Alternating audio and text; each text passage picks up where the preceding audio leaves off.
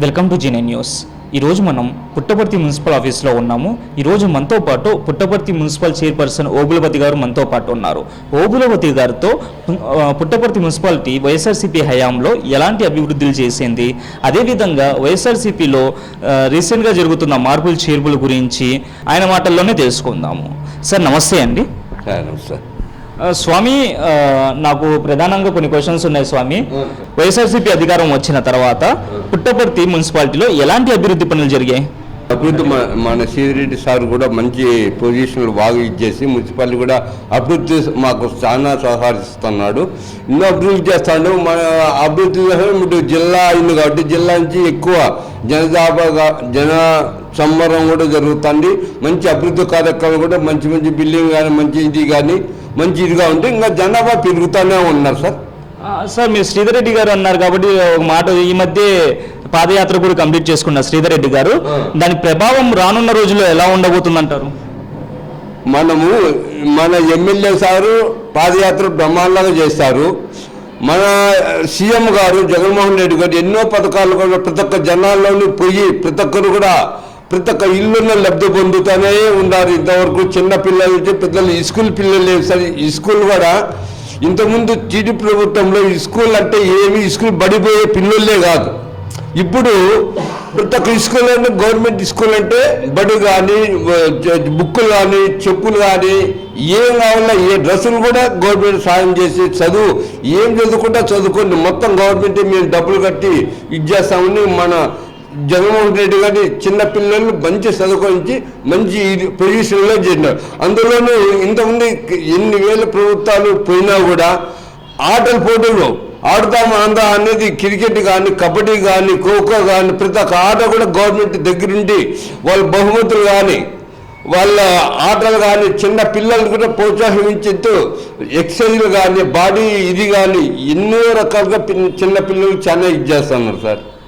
Sir అలాగైతే మరి దుద్దుగుంట శ్రీధర్ రెడ్డి గారి మీద ఈ వ్యతిరేకత ఎందుకు వస్తుంది సార్? కొత్త చెరువులో ఈ మధ్యనే 200 మంది దాకా వ్యతిరేక సభ పెట్టారు. అదే విధంగా ఇటువైపు లోచల్ల భాస్కర్ రెడ్డి కానీ పామూర్తి వర్గం కానీ అండ్ ఇంద్రజిత్ వర్గం కానీ వీళ్ళందరూ వ్యతిరేకంగా పెద్దిరెడ్డి గారి దాకా వెళ్ళటానికి కారణం ఏంటి? దీనివల్ల వైసీపీ మీ క్యాడర్ ఏదైతే ఉందో అది అయోమయంలో పడే అవకాశాలు ఏమైనా ఉన్నాయా? ఏం కాదు సార్. కొంతమంది పన్ను కట్టుకొని సార్ మీద కొంతమంది వ్యతిరేకతగా చేస్తున్నారు కానీ వ్యతిరేకత అనేది ఏమి ఉండదు సార్. టీడీపీ కల్లా పోయేవాళ్ళు కూడా తక్కువ అంటున్నారా కానీ టీడీపీ పోయేవాళ్ళు తక్కువ. ఎక్కువ వైఎస్ఆర్ మీద మన ఎమ్మెల్యే మీద వ్యతిరేకంగా జగన్మోహన్ రెడ్డి తీసుకొని పక్క కూడా బాగా సార్. సార్ మరో ప్రశ్న ఉంది. ఇందాకే మీరు నాడు నేడు గురించి మాట్లాడారు. నాడు నేడు స్కూల్స్ గురించి మాట్లాడారు. అదైతే జగన్ గారి హయాంలో చాలా మంచి పని జరిగింది అనుకోవచ్చు.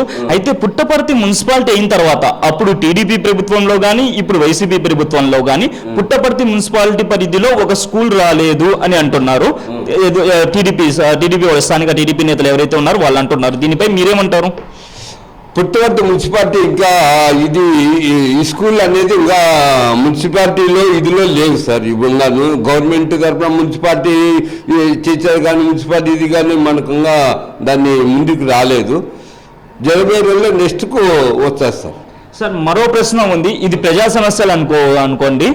మన దగ్గరలోని పుట్టపర్తి మున్సిపాలిటీ పరిధిలో ఉన్న బ్రౌన్పల్లి గ్రామంలో 15వ వార్డులో నీటి సమస్య అనేది ఉంది. ఒక 10 ఇళ్ల నుంచి 20 ఇళ్ల దాకా. సో ఇది టీడీపీ గవర్నమెంట్ లో ఎవరు పట్టించుకోలేదంట అండ్ వైసీపీ గవర్నమెంట్ లో కూడా ఎవరు పట్టించుకోలేదంట. ఎమ్మెల్యే గారి దాకా ఫిర్యాదు తీసుకెళ్లామని కూడా చెప్తున్నారు. అయితే ఇప్పుడు దాకా అది ఈ పనులు జరగలేదు అని అంటున్నారు. దీనిపై అసలు మెయిన్ ఇదేంటండి సార్?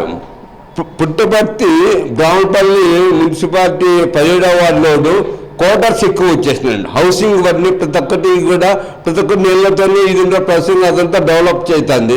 అదే ముందు జరిగే కొద్ది ఆ డెవలపింగ్ ఎక్కువ కొద్ది ఇంకా 2-3 బోర్లు వేసి నీళ్లు తెప్పిస్తాం సార్.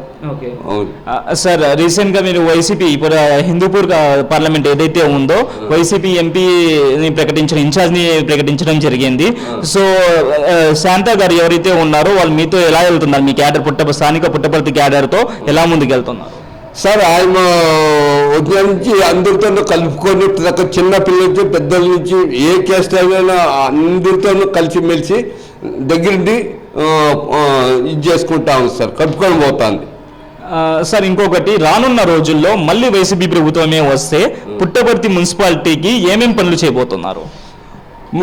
ఇంకా రోడ్లు కానీ ఇవన్నీ ఇంకా డెవలప్ క్వార్టర్స్ ఇవన్నీ వచ్చినాయి సార్. ఇంకా శిల్పారావు దగ్గర క్వార్టర్స్ అన్ని డెవలప్, ఆ ఇళ్ళని బాగా డెవలప్ చేసేసి ఆ రోడ్లు కానీ వాటర్ సమస్య కానీ ఇళ్ళ సమస్య కానీ ప్రజల సమస్యగా ఏమి లేకుండా మన దిద్దుకుంటూ సీతారెడ్డి గారు అన్ని చూసుకుంటారు సార్.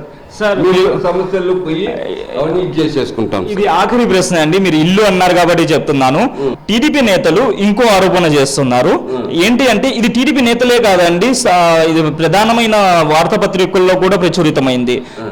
పుట్టపర్తి మున్సిపాలిటీ పరిధిలో ఏదైతే ఇల్లు ఏదైతే ఉన్నాయో, అక్రమ కట్టడాలు ఏదైతే ఉన్నాయో అవి మున్సిపాలిటీ పర్మిషన్ లేకుండా స్థానిక ఎమ్మెల్యే ఎవరైతే ఉన్నారో అతని పర్మిషన్ ఉంటే చాలు, అతనికి ఇచ్చేపిస్తే చాలు, మీరు ఎలాంటి ఇల్లు అయినా కట్టుకోవచ్చు అని అంటున్నారు. దీనిపై ఏమంటారు సార్ ఆ వార్తల మీద?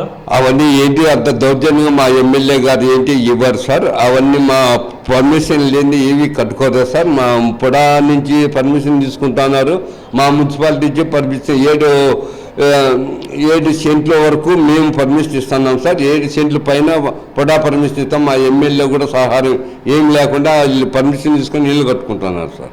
సార్ జగన్ గారి పరిపాలనలో ఎలా ఉంది అంటే ఒక 4 మాటల్లో చెప్పండి. అదే విధంగా ఈసారి 175కి 175 కొట్టబోతున్నారు. అవును సార్, 175 కంపల్సరీ కొడతాను సార్. ఎందుకంటే ప్రతి ఒక్క పథకాల్లోనూ ప్రజల్లోకి పోయి ప్రతి ఒక్కరు కూడా అభివృద్ధి చేయడం కానీ అప్పుడు కన్నా ఇప్పుడు జనాలు బాగా శాశ్వతంగా ఉంటారు. బాగా జనాలు కానీ ముసలి పెద్దల వరకు మనస్ఫూర్తిగా బాగా చదువుకుంటున్నారు. బాగా ముసళ్ళు కూడా బాగా హ్యాపీగా ఉండి నా మనవడు నా మనవరాలు మన ఇది అని చెప్పి జగన్మోహన్ ఎంతో ఇదిగా పొగుడుతున్నారు సార్ ఇప్పుడు మన సీఎం గారిని.